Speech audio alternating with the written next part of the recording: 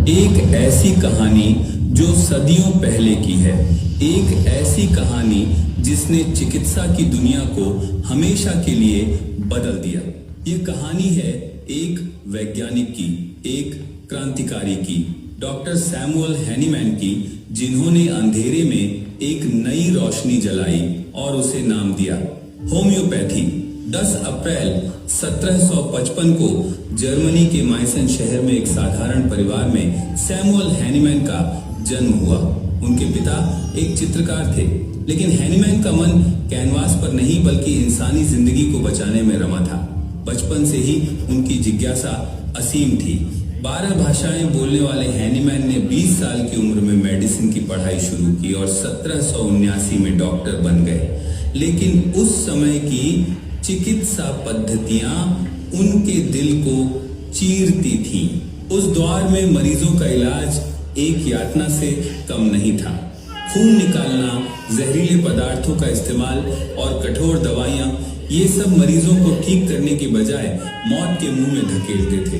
Hahnemann का दिल रो पड़ा।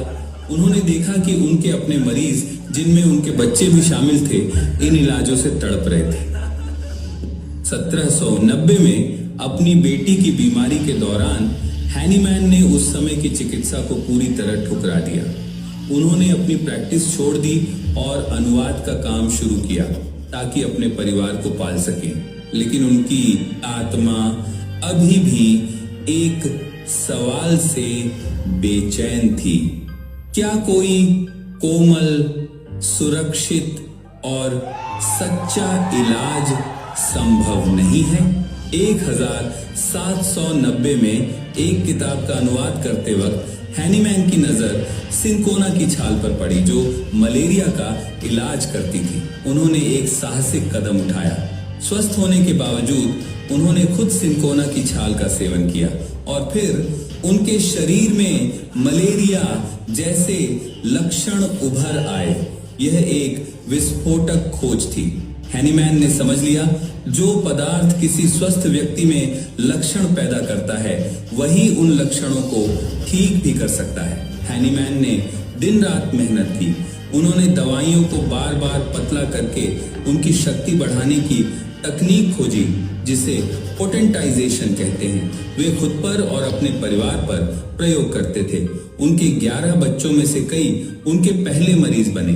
1796 में 6 साल की कड़ी मेहनत के बाद उन्होंने अपनी नई चिकित्सा पद्धति को दुनिया के सामने लाया, होम्योपैथी।